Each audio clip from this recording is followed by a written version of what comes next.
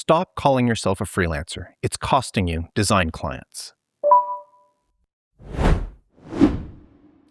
Hey there, I'm Mark Decote.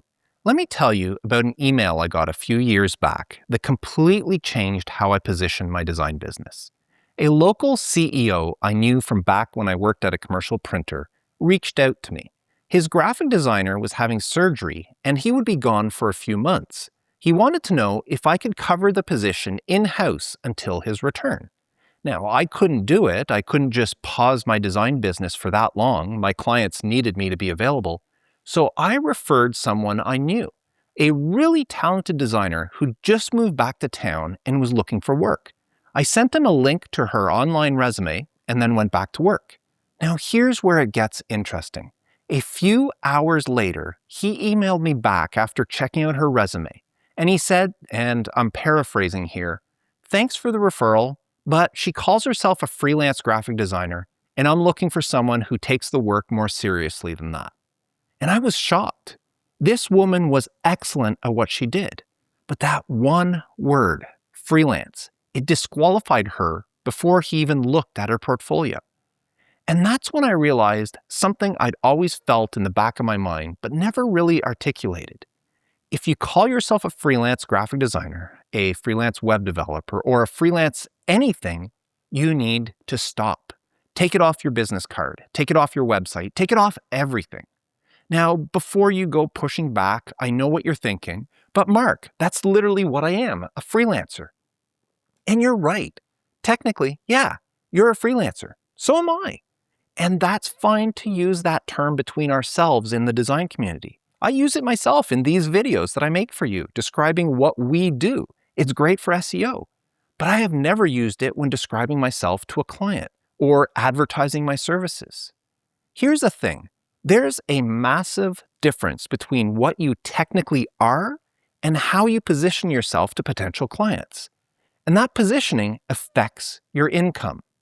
Now, before I keep going, if you're finding this conversation interesting so far, please like, subscribe, and ring that bell so you keep seeing more of my videos to help you start, run, and grow your design business. Now, do you know the origin of the word freelancer? It was coined from two words, free and lance, by Sir Walter Scott in his 1820 novel, Ivanhoe. It was used to describe medieval mercenaries, knights whose lances were not pledged to any one lord, but available to whoever could pay them. Now, fast forward to modern times, and according to the dictionary, a freelancer is someone who pursues a profession without a long-term commitment to any one employer.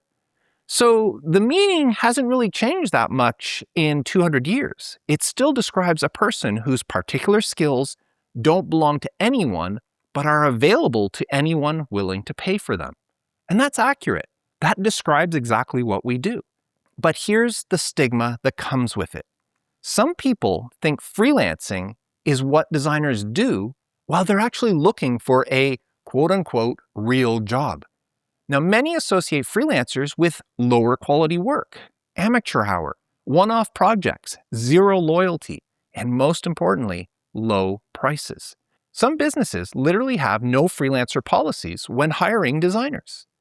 You see, when someone hires a freelancer, they're thinking in transactional terms. They're thinking, I need this one thing done, and once it's done, we're done. And that's not a relationship that you want to build.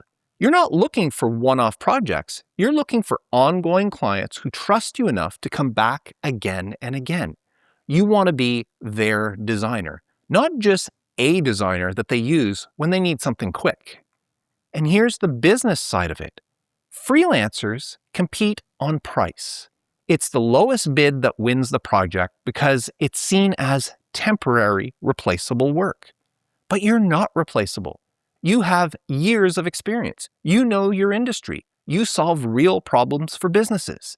If you call yourself a freelancer, you're telegraphing that you compete on cost, not value.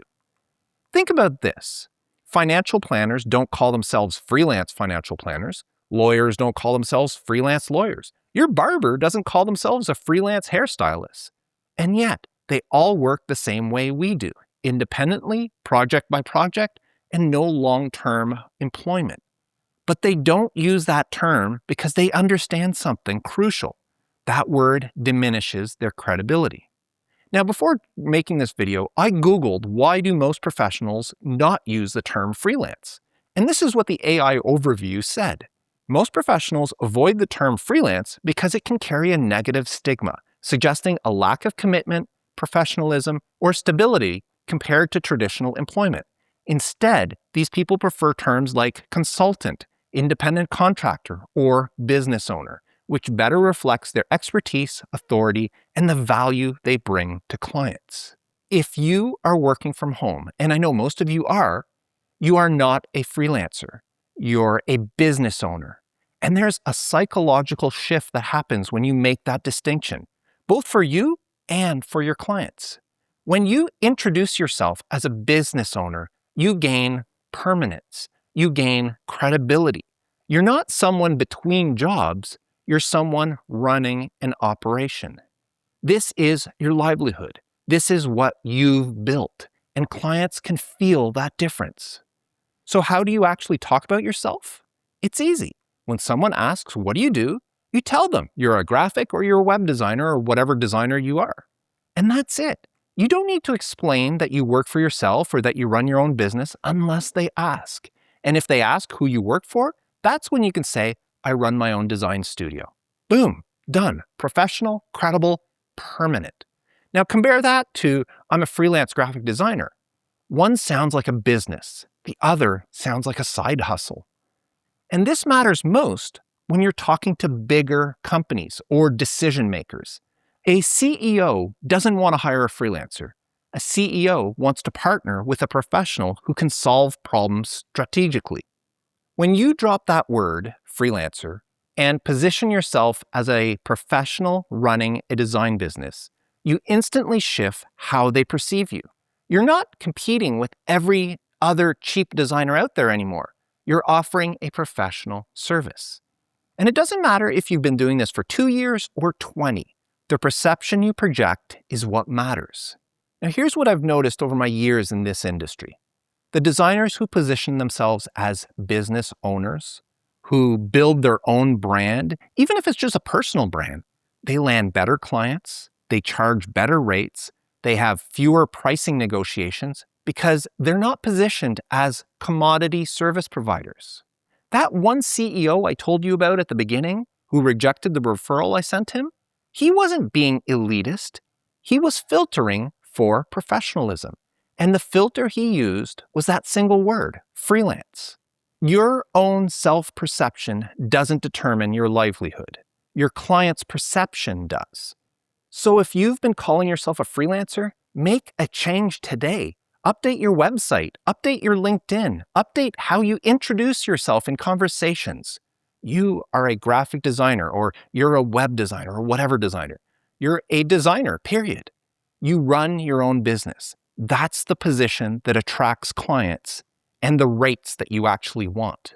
So stop calling yourself a freelancer. Now, if this resonated with you, I'd love to know, do you currently call yourself a freelancer? Have you ever thought about how that positioning affects the clients you attract? Please leave me a comment below. I read every single one. And if you're building your design business, hit that subscribe button. I drop new videos every week on positioning, pricing, and everything else that actually moves the needle for your bottom line. Until next time, stay creative.